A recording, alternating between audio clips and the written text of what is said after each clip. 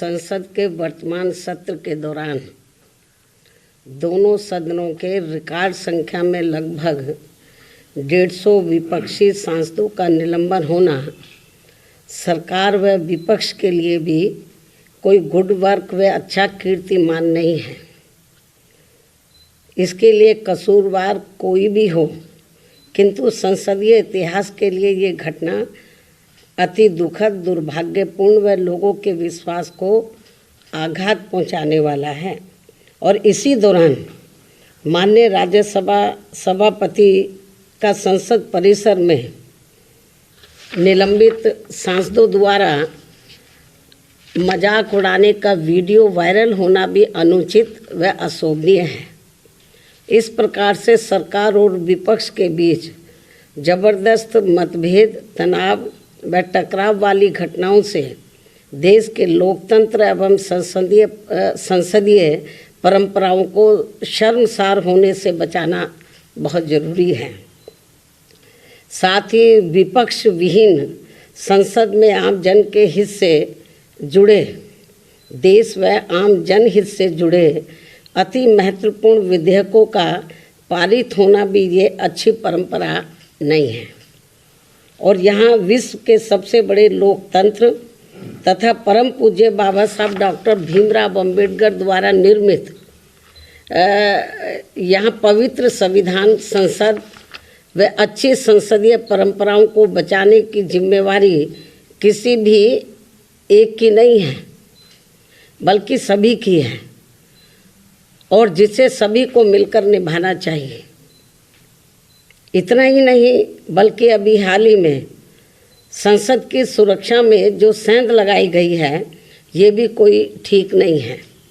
ये अति गंभीर व चिंतनीय भी है और इस मामले में सभी को मिलकर संसद की सुरक्षा की तरफ विशेष ध्यान देना चाहिए। एक दूसरे पर आरोप प्रत्यारोप लगाने से काम नहीं चलेगा,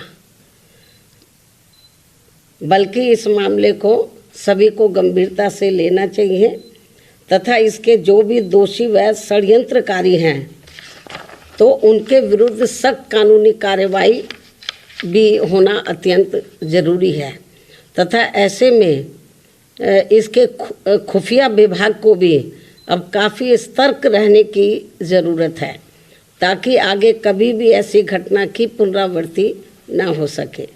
इसके अलावा विपक्ष के गठबंधन में बीएसपी सहित अन्य जो भी पार्टियां शामिल नहीं हैं,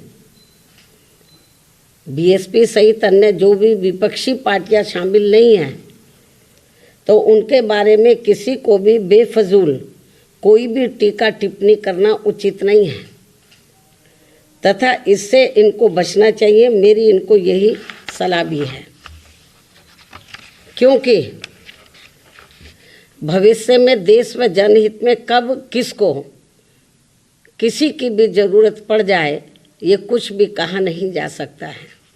अर्थात फिर ऐसे लोगों को व पार्टियों को भी काफ़ी शर्मिंदगी उठानी पड़े, ये ठीक नहीं है। और इस मामले में खासकर समाजवादी पार्टी इस बात का जीता जागता उदाहरण भी है। इसके अलावा यहाँ मैं ये भी कहना चाहूँगी कि हमारी पार्टी पूर्ण रूप से धर्मनिरपेक्ष पार्टी है और यहाँ अपने देश में विभिन्न धर्मों को मानने वाले लोग रहते हैं तथा उनके अपने अलग अलग से आस्था के अनेकों स्थल बने हैं, जिन सभी का हमारी पार्टी हमेशा सम्मान करती रही है और आगे भी करती रहेगी।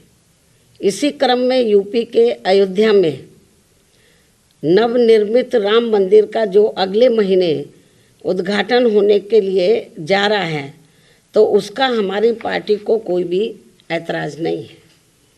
और यहाँ अयोध्या में कोर्ट के आदेश पर सरकार द्वारा निर्धारित की गई जमीन पर जब भी मस्जिद का निर्माण होता है, तो तब उसके उद्घाटन का भी हमारी पार्टी कोई ऐतराज़ नहीं करेगी।